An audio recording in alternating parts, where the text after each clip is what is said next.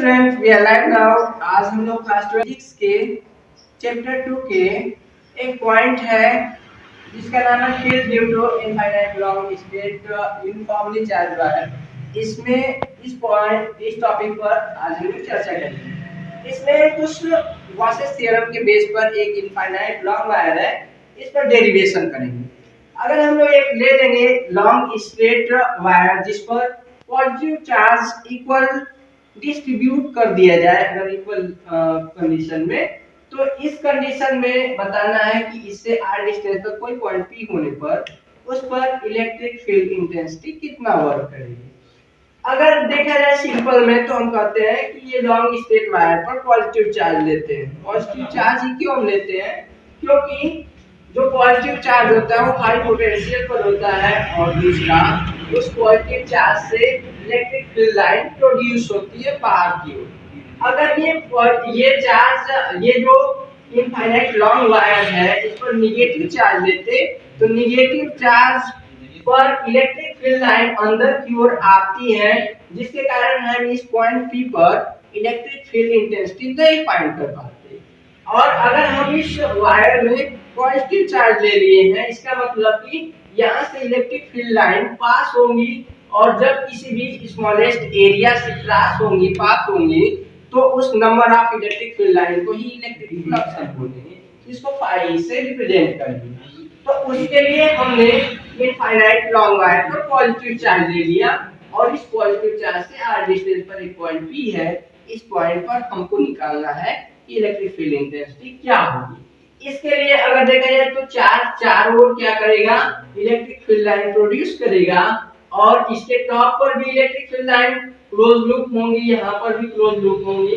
इस तरह से एक पॉइंट P से लेते हुए एक गॉसियन सरफेस की कंस्ट्रक्शन करेंगे, गॉसियन सरफेस की रचना करेंगे जो एक सिलिंड्रिकल फॉर्म में होगा। अगर ये स्ट्रेट वायर है तो गॉसियन सरफेस जो होगा वो सिलिंड्रिकल फॉर्म में होगा और सरफेस सीएस ऑफ सिलेंडर हम जानते हैं 2 पाई RH होता है।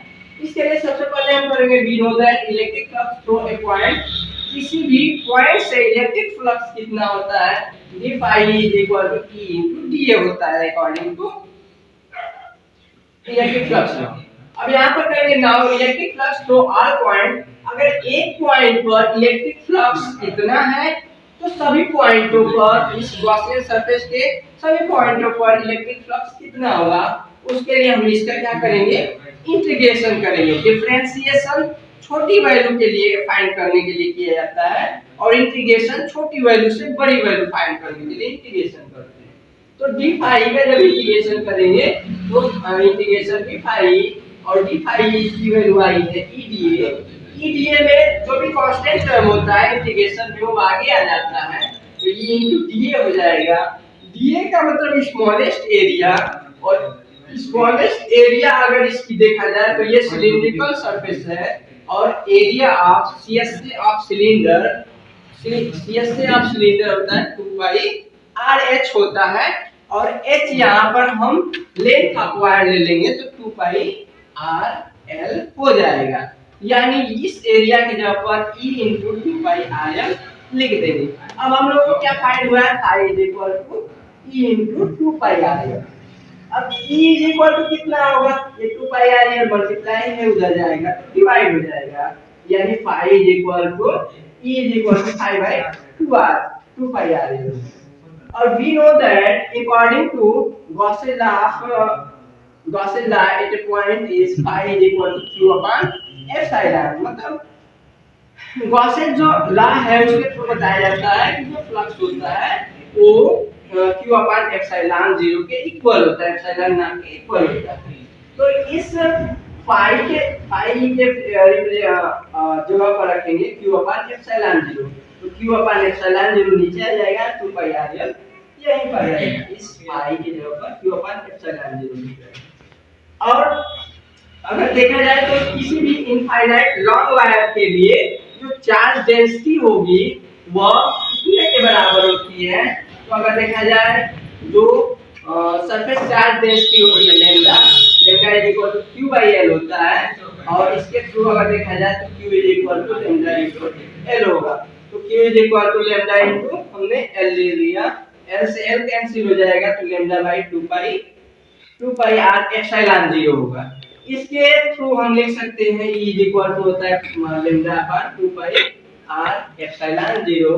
This is the formula of only applicable for infinite long wire, यानी इनफाइनाइट लॉन्ग वायर के लिए इलेक्ट्रिक फील्ड इंटेंसिटी का ये फार्मूला होता है E is equal to lambda by 2 pi r epsilon 0। इसका मतलब है कि E is proportional to lambda.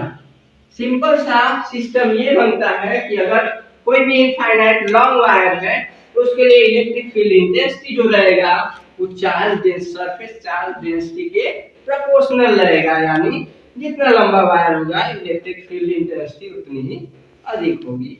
That's